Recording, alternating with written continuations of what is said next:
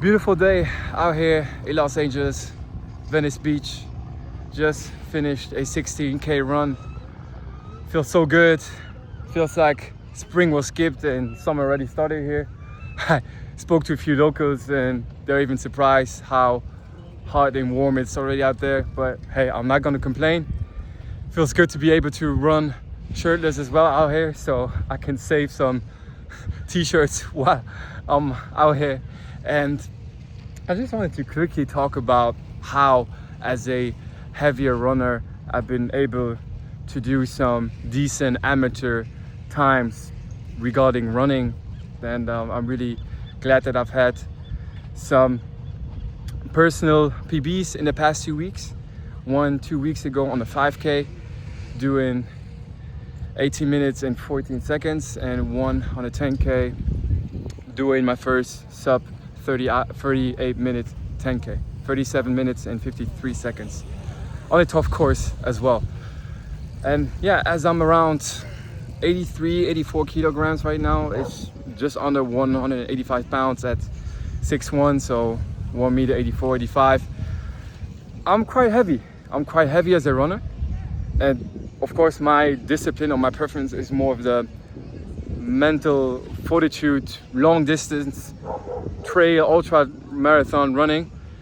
But it's also been fun to do more of the regular speed stuff and road races. It's a lot of fun, great atmosphere as well. And yeah, so I'm at a BMI of about 25, and over the next weeks and months I'm gonna get progressively down in a healthy way, just to make sure that I don't put too much strain on my body, because whether you like it or not, weight can make a big difference. And a few months ago, when I ran a marathon in Malaga, I was like 5 to 6 kilograms lighter, and I could feel a big difference.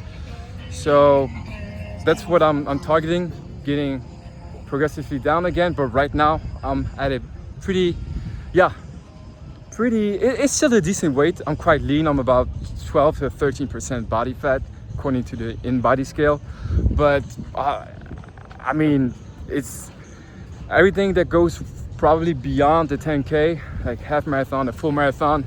It's gonna be really, really tough to keep up a nice speed at this weight. That's just how it is for myself. I'm just speaking for myself. That doesn't mean that you can't pull off super nice times being heavier, but it just comes with different costs, being less efficient, your body being less efficient. And when I look at some runners who are doing my type of times, which honestly, it's still super amateur. That's how I'm looking at it. I have people around me telling me that I'm doing a good job and I'm really starting to become a solid runner. But honestly, man, it's some of that imposter syndrome that I'm still dealing with. But as long as I don't do something like a 16-minute 5K or a sub 35-minute 10K or a sub 1 hour and 20-minute half marathon or a, I don't know, sub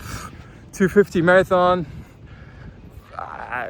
unless I do these type of times, then yeah, at that point I would start to consider myself doing some really, really, really solid stuff. But hey, it doesn't matter. Running is just a sport, and it doesn't matter what type of times you pull off. If you go out there and you just getting your body moving without stopping and going for it, jogging, running, you're running, you're good.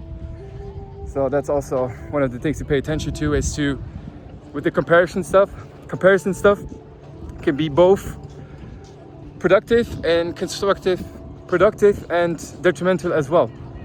Can be destructive and inspiring, depending on how you use it and how you leverage it.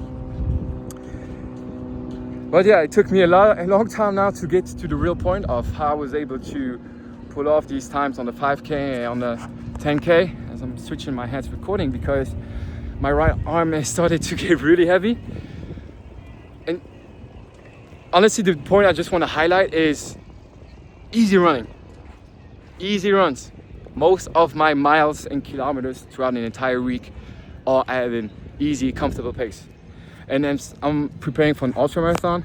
I just put in a lot of kilometers, a lot of miles, volume. Also look for elevation gains and descent as well. And it helps a lot with the legs. And I also go to the gym and do some solid sessions for my legs. For that the muscle breakdown that can happen at the end of speed races or even longer races. That's where it counts. It's really got to work on that build and my recovery as well. It makes such a enormous difference, and it's something that probably a large contingent of people who practice sports slack on, is just recovery and a nice recovery protocol. Taking care of your body. It can be in the form of fuel, hydration, also during trainings, during races. It can be in terms of, I'm just speaking for myself, but what has helped me as well is cold showers, sauna, stretching, good sleep, which is something I'm working on because it's not my forte. But these details really make a difference, and it helps you to train a lot. And then once the hard trainings come, which I also have a few hard miles and kilometers that I incorporate into the week, then I can do them properly. Then I'm ready for the trainings. I'm able to mitigate the risk of injuries as well and go consistently hard. And I've also noticed that by doing some stationary biking, that has helped me. For the past weeks I've been doing that, and I'm pretty sure that it has made a difference as well. I'm not doing that much, just maybe 90 minutes to 120 minutes, so 1.5 to 2 hours per week. But it's like around 35 kilometers per week. It's really pretty much nothing, but it still makes a difference. It helps with your aerobic base, it helps with recovery, active recovery, and lower heart rate activity.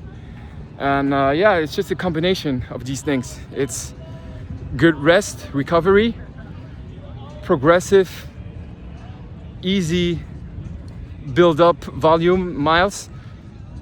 And the easy miles, the easy kilometers are easy, and the hard kilometers, the hard miles, they are hard. And I love doing intervals as well. It's like a love-hate relationship, but I do it as well.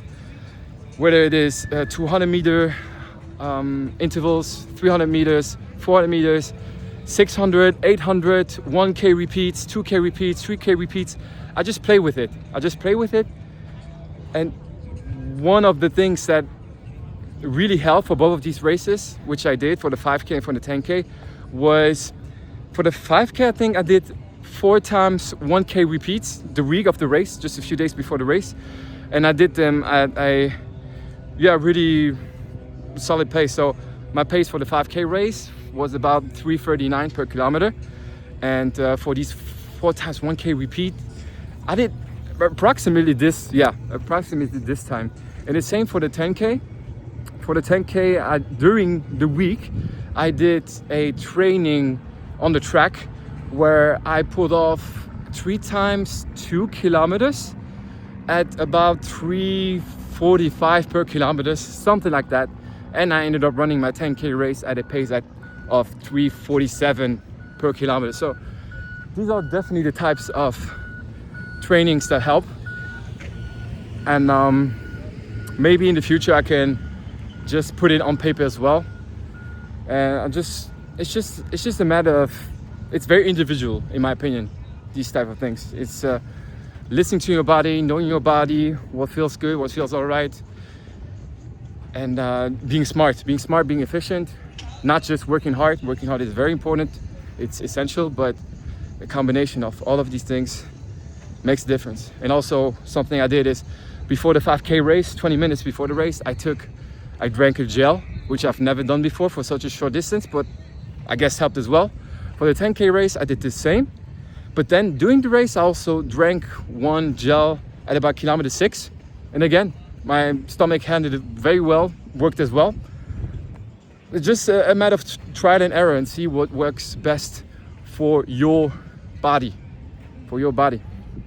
And what's amazing about it, one of the best things about it is that it didn't even feel like I was completely redlining. And that is beautiful because it feels controlled and manageable. Still pushing myself, still going hard, but it felt controlled hard. So yeah, my heart rate was still about 180 beats per minute, but it didn't feel like my legs were cooking too much, and that I started ended up slowing down. It was quite the opposite. The last 2 kilometers of my 5K race were the fastest, pretty much, besides the first kilometer, and the last 2 kilometers of my 10K race were the fastest as well. Of course, depends on the course as well, but just wanted to say it's also, just about being smart and being in tune with your body. I hope that helps. That was a pretty spontaneous video, but I was like, look at this type of environment, this type of background out here on Venice Beach. Why not just pull out the phone and record a video right after doing a good 16K easy run, and still going after it, getting ready for that big ultra marathon. Alright, that's it.